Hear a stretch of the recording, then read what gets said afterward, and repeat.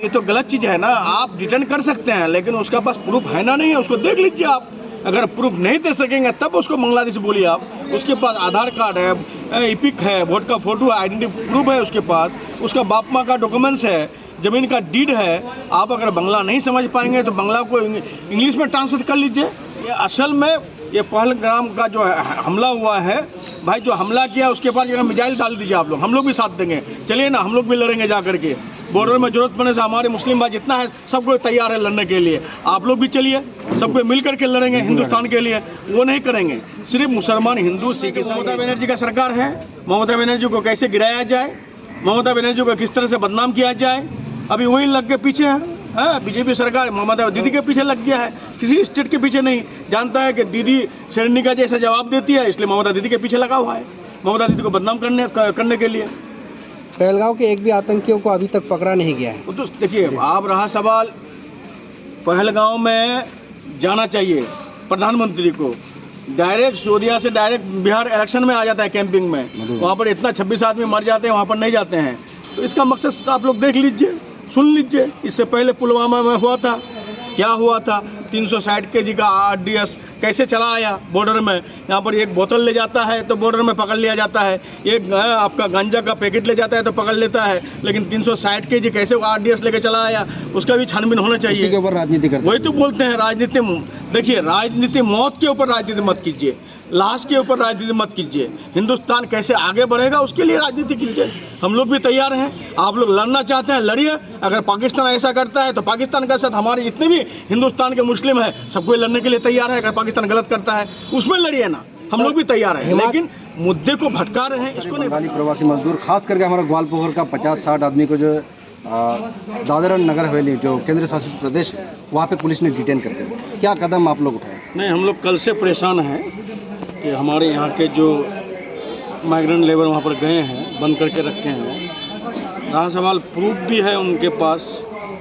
हम लोगों का यहाँ बंगाल है तो बंगला में कागज़ होगा, हिंदी और उर्दू में तो होगा नहीं। जैसे गुजरात का गुजराती लैंग्वेज है, तो उसी तरह से सब स्टेट का लैंग्वेज है।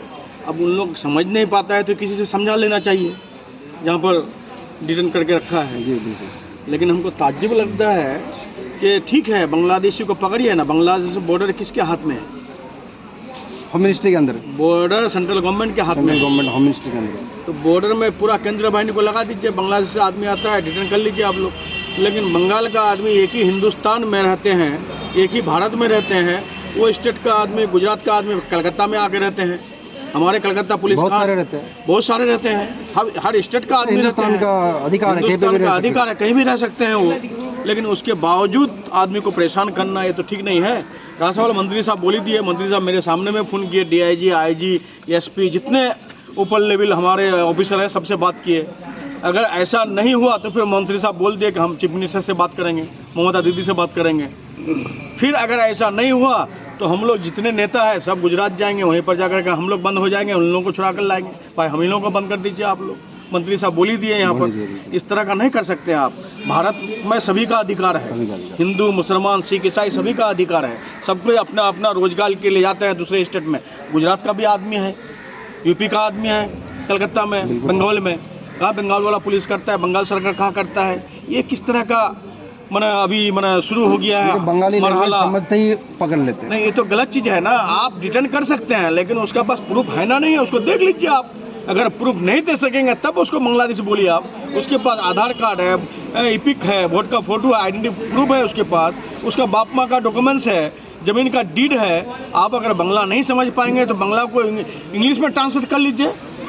बांग्ला को इंग्लिश में ट्रांसलेट कर लीजिए। लेकिन कुछ नहीं, ये असल में ये पहलगाम का जो हमला हुआ है, भाई जो हमला किया उसके पास अगर मिसाइल डाल दीजिए आप लोग, हम लोग भी साथ देंगे। चलिए ना, हम लोग भी लड़ेंगे जा करके। बॉर्डर में जरूरत पड़ने से हमारे मुस्लिम भाई जितना है सबको तैयार है लड़ने के लिए। आप लोग भी चलिए, सबको मिल करके लड़ेंगे हिंदुस्तान के लिए। वो नहीं करेंगे, सिर्फ मुसलमान, हिंदू, सिख, ईसाई इसका राजनीति। अच्छा, ऐसा क्यों लग रहा है सर? किसी भी राज्य में बंगाली और मुसलमान होने से ही सिर्फ जो है पकड़ा जाता है। बंगाल में जो ममता बनर्जी का सरकार है, ममता बनर्जी को कैसे गिराया जाए, ममता बनर्जी को किस तरह से बदनाम किया जाए, अभी वही लग के पीछे है। बीजेपी सरकार ममता दीदी के पीछे लग गया है, किसी स्टेट के पीछे नहीं। जानता है कि दीदी शेरनी का जैसा जवाब देती है, इसलिए ममता दीदी के पीछे लगा हुआ है, ममता दीदी को बदनाम करने के लिए। पहलगांव के एक भी आतंकियों को अभी तक पकड़ा नहीं गया है। वो तो देखिए, आप रहा सवाल, पहलगांव में जाना चाहिए प्रधानमंत्री को, डायरेक्ट सऊदीया से डायरेक्ट बिहार इलेक्शन में आ जाता है कैंपिंग में, वहाँ पर इतना 26 आदमी मर जाते हैं, वहाँ पर नहीं जाते हैं। तो इसका मकसद आप लोग देख लीजिए, सुन लीजिए। इससे पहले पुलवामा में हुआ था, क्या हुआ था, 360 kg का RDS कैसे चला आया बॉर्डर में। यहाँ पर एक बोतल ले जाता है तो बॉर्डर में पकड़ लिया जाता है, एक आपका गांजा का पैकेट ले जाता है तो पकड़ लेता है, लेकिन 360 kg कैसे वो RDS लेके चला आया, उसका भी छानबीन होना चाहिए। इसी के ऊपर राजनीति करते हैं। वही तो बोलते हैं राजनीति। देखिए, राजनीति मौत के ऊपर राजनीति मत कीजिए, लाश के ऊपर राजनीति मत कीजिए। हिंदुस्तान कैसे आगे बढ़ेगा उसके लिए राजनीति कीजिए।